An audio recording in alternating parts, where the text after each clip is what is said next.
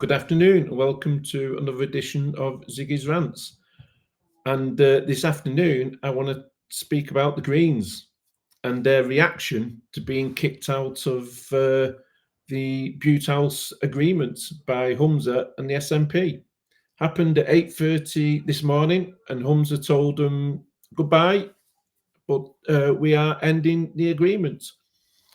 And the Greens have really kicked off with this. They are, and to say they're annoyed is an understatement. They are throwing out the toys out the pram because they are absolutely disgusted with this.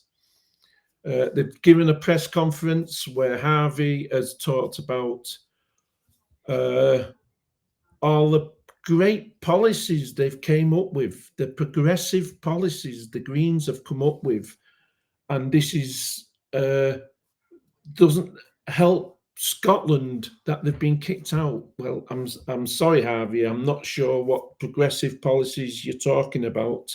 They went on to talk about the rent freeze, which has destroyed rental properties in Scotland, the rental market in Scotland. They talked about the cycle lanes that have a waste of space. They've talked about the tax policy, the higher taxes in Scotland, a progressive tax system, which is an absolute joke. It's honestly, I'm not sure what kind of planet these people are living on. Certainly not an environmental one, because they very rarely discuss their environmental policies. But it's interesting what they've said is they had no idea this was about to happen. And to be fair to them, they didn't, because Humza's been talking up until yesterday about this agreement staying. So what has changed? Humza's been told, you either get rid of the Greens or we get rid of you. And he's been told that by not only his ministers, but by the party, because there has been growing rift between the backbenchers and the government on this issue of the Greens.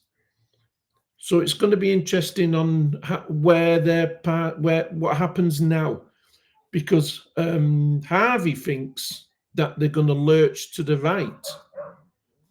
I don't see a Humza government lurching to the right. Maybe some in the party want to go further, want to ditch a lot of the policies that have been a disaster for Scotland, to try and save their general election campaign and to save them losing seats. Is it too late for that? Yeah, I think so. I think they're still going to lose between 30 and 35 seats. I do think it's the end of the SNP. I do think it's the end of Humza. I think he's desperately trying to save his job, but he's a weak First Minister. He's always been a weak First Minister, and I still don't think the SNP wanted him in the first place. He's Sturgeon's candidate, and I do think his time is coming to an end. So, but it's going to be an interesting, as I said earlier this morning, it's going to be an interesting few months leading up to the general election.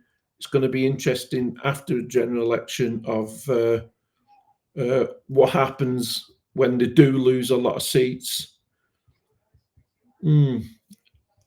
Watch this space. It's going to be a very interesting few months.